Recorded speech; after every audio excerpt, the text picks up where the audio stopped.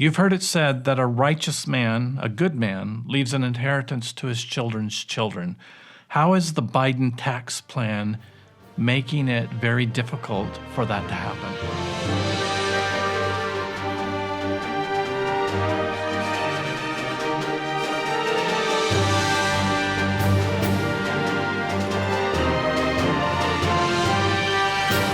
You are listening to Wealth Talks with the McPhees. What is the stepped-up basis, or the step-up in basis? Well, this is what Biden is suggesting eliminating in the new tax plan.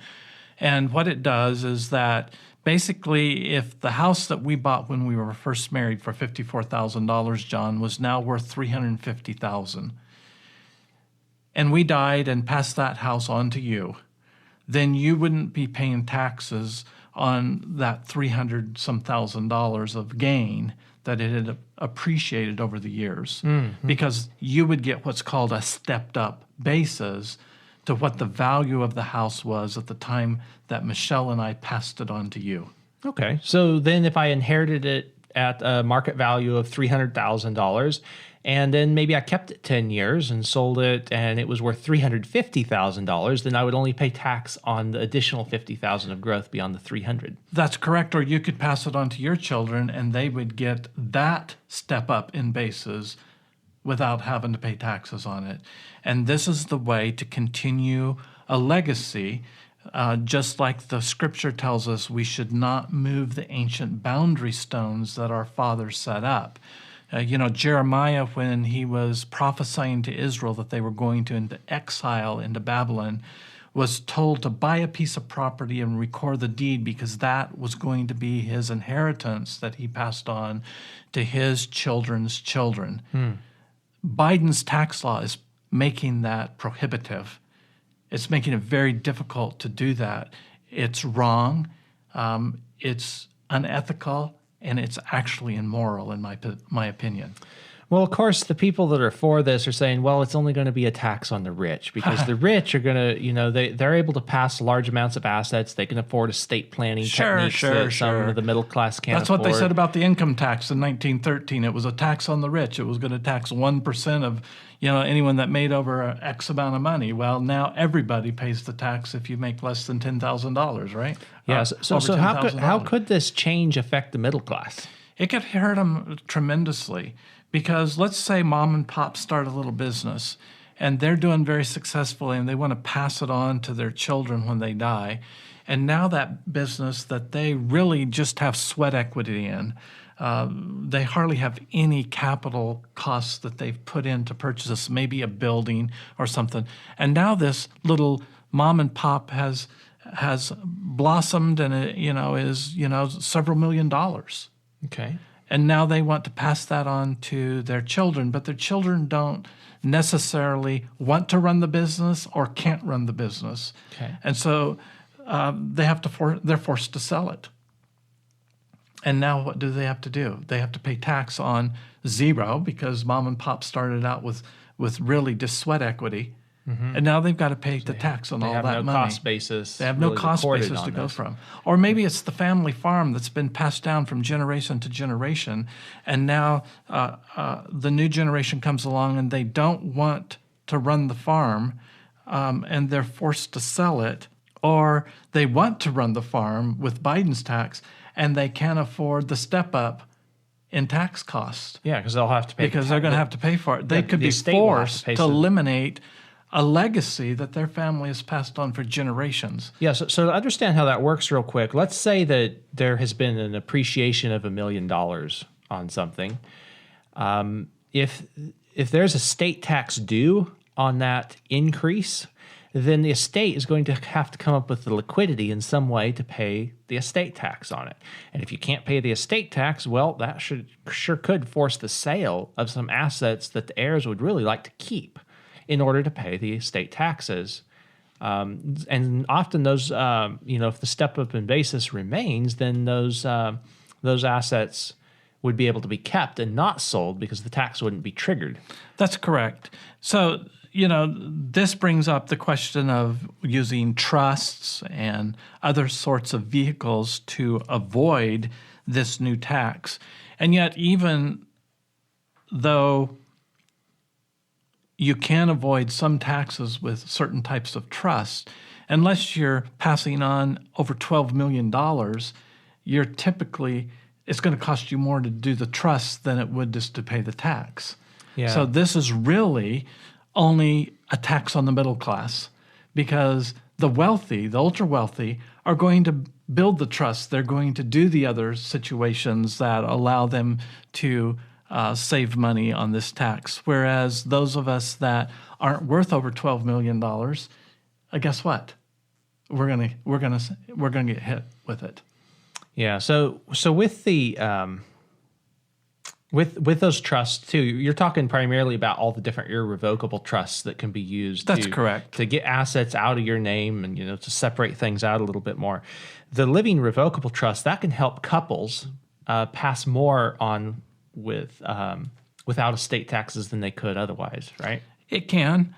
And those tend to be a little more simple to set up and run too. So the ones that are more complicated, the irrevocable ones, the ones that are going to have to take maintenance from year to year and have experts, attorneys set those up, those are the ones that are going to start adding up with costs. And those are the ones that the wealthy can use, but aren't, they're accessible to the middle class, but they're not necessarily practical. Yes, and even though they're accessible and usable, it's still going to cost some money. Yeah, it's because this is going to be a 40% tax basically, and it's coming right down on the back of middle class Americans. Even though Biden campaigned that he would not raise middle class taxes, this is in effect raising middle class taxes. Now, there still is some ways to avoid this tax. And of course, we're all about life insurance, and life insurance is the tool that can help us do this. So let's talk a little bit about that. Yeah, well, the one of the things that life insurance provides in the estate planning situation is liquidity. And for people who want to pass on assets and not have their beneficiaries be forced to sell those to pay the taxes, even if the step-up basis goes away, life insurance can be a very great way to provide the liquidity to pay those taxes without touching the assets. Yes, absolutely. And it also still provides the death benefit is tax exempt. And so... income tax exempt. So oftentimes an estate owner can give away his assets up to a certain limit, get a tax break while they are living, and then fund a life insurance policy to replace the value of that charitable gift so that his beneficiaries receive that tax-free. Yeah. And when you're talking about life insurance for estate planning, there's a couple different ways to use this, and it depends on how much in assets that you're going to be passing. Many people in the middle class that would be considered middle class will own the life insurance personally, as long as the death benefit on the life insurance won't put their estate over the exemption amount. That's correct. For the estate taxes. Now, people who their life insurance would put them over the estate tax exemption, these people may choose to put some of their life insurance, maybe not all of it, because then they like the liquidity of accessing the cash values while they're still living, but maybe some of it they would put into what is called an irrevocable life insurance trust. Often referred to as an ILET. Yes. And what that basically does is it gets the life insurance out of their estate after at least 3 years, unless the life insurance is originally purchased in the ILET, and then the ILET provides the liquidity to pay the estate taxes, but it doesn't increase the value of the grantor's estate. That's an advanced planning tool, but it's very effective in being able to avoid these insidious taxes that continually rob us from being able to fulfill our obligations to the next generation. Which brings up another point. Many people say, I don't care what I leave the next generation. I was just reading Bill and Melinda Gates and their divorce settlement. They're leaving less than 1% of all their assets to their children. To me, that just is really foreign, because I really believe that if we've raised our children in a way that aligns with our own values, why wouldn't we want to leave them in control of everything so they can do even better than we did? And I think that's why there were admonitions in Scripture saying, leave an inheritance to your children. Don't change the boundary stones of what's happened, and all these admonitions. And so Hosea tells encouraging an investment in the next generation. It does. To invest not only in their values, but also in the material things to perpetuate those. Because it can drive upward mobility for everybody if we've trained the next generation to use those funds in a way that brings value to other people. Mm-hmm. Hosea says, though, that people are destroyed for lack of knowledge, and Solomon said, where there is no vision, the people perish. Well, we certainly see people being destroyed today, and we see people perishing today because of a lack of vision and a lack of knowledge. Mm-hmm. So what can we do to make the next generation better? And if we're not trying to make our current situation better, then the next generation cannot stand as high as it would if we stood as erect as we can in our generation. So not being able to envision a better future is really a lack of faith in tomorrow. Mm-hmm. A lack of faith destroys the ability to generate wealth, mm-hmm. because wealth is the production, is a combination of our hard work, our respect of others, our knowledge, times what we believe, our faith, our future. Mm-hmm. And so focusing solely on what is needed today instead of planning to bless the future is really the sad reality that America finds itself in today. And it just becomes a dog-eat-dog society and becomes very barbaric and trying to attack others to get what you think you need from them instead of trying to be productive so that you can provide your own needs and help other people at the same time. Others, yeah. And something I want to bring up here too before we leave the estate tax issue altogether is not only are they talking about changing the step up in basis, but also about lowering the entire estate tax exemption amount. Yeah, they want to lower it from what was it, 11 or 12 million down to 3.5. Yeah, so it's going to be quite a bit, and I forget whether it's I think it is like 11 million per person right now. So couples can pass up 20 million. But yeah, if that comes down, then a lot of the strategies that we're talking about that you might think, oh, this only applies to the wealthy people, now it's suddenly going to apply to a lot of middle class people as well. So even if you just have a few $1 million in assets, these strategies could very well apply. They may even apply if you just have an estate tax in your state, in the state where you live in, because not only is there federal estate tax, but there's also state estate taxes as well. That's correct. And some of the states have a lot lower exemption amounts.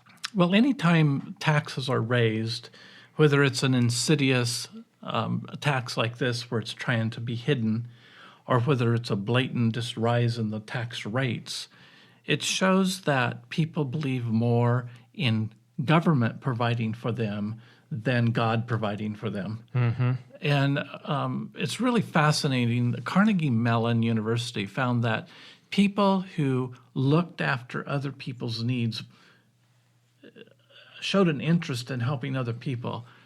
Their hypertension went down by 40%.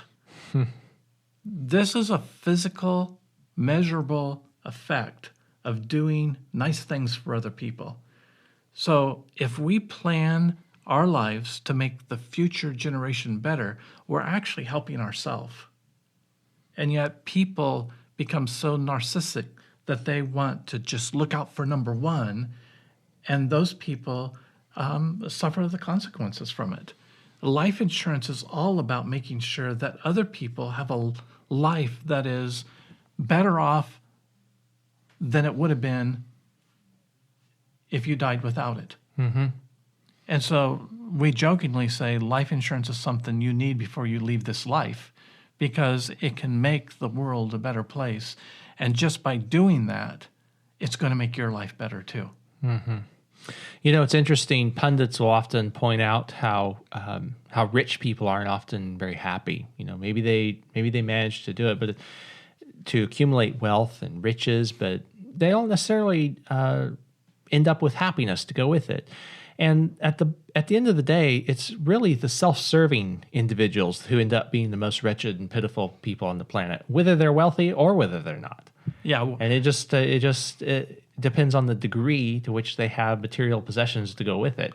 Well, that goes back to the definition of wealth in the first place. It comes from the Old English word will, W-E-L-E, which means health, prosperity, and wealthy. It has all of those aspects combined in it. So if you don't have your health, but you have a lot of money, that doesn't mean you're wealthy. Mm-hmm. It's only when we have health, prosperity, and riches that we can really say that we're wealthy. Fascinating. You know, the Roman Senate are probably the first people in history to ever form anything like life insurance. And it was created by those who cared enough to make sure their loved ones didn't suffer financially when they died. Today, life insurance is more capable of blessing future generations than ever before, which means it's more cost effective. While at the same time, it gives you tools to manage your own finance in a way that helps you keep more of what you make. So life insurance is the tool to help us avoid this step-up basis change that Biden is suggesting.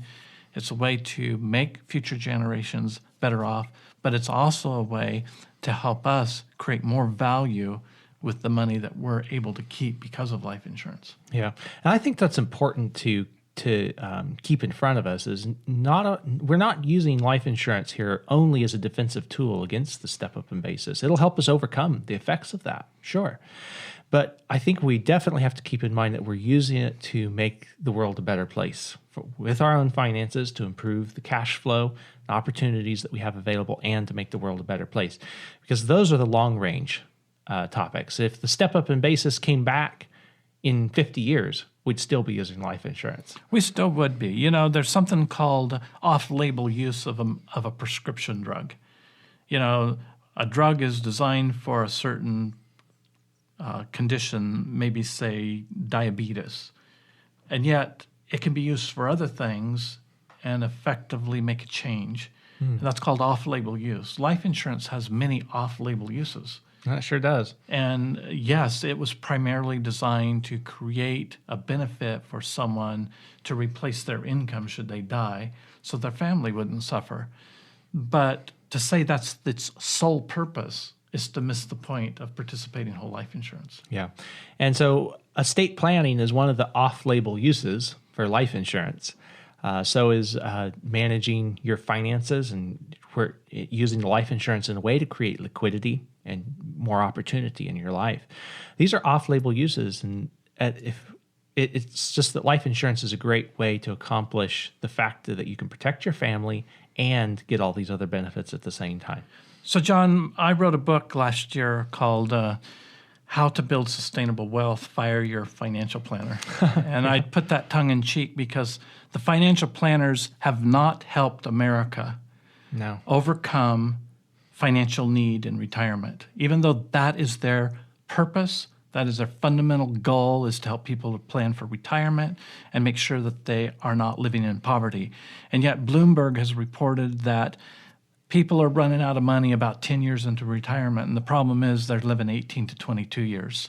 So that means the last 10 to 12 years of their life, they're living in poverty on Social Security as their sole means of income. And when you look at what Social Security payments are, they're pitiful. Mm-hmm. The average Social Security check is around $1,400 a month. That's well below the poverty level. If you're a retired single female, it's even worse. 97% of single women in retirement are 100% dependent on Social Security. This is a failure of the financial planning system. Yes, planning changes because of tax laws and government laws and the 401k regulations. You know, it used to be that your contribution to a 401k plan when it first started was worth another 9.2% as far as an annual return. Today it's worth less than 0.6. And yet, guess what? The average fee in a 401k is 2.22%. So you're not even coming ahead when we look statistically at that on an average basis. So those are the failures of financial planning. And I think our listeners need to be able to have access to that book, How to Build Sustainable Wealth Yes. by Fire and Their Financial Planner. Yeah, you can give our office a call to order that book, 702-660-7000. You can also find it on our website under the Resource Center and the store under there. So life-benefits.com, go to the Resource Center and then the store, and you'll see the book, How to Build Sustainable Wealth. You're listening to Wealth Talks with the McPhees. Have a great week.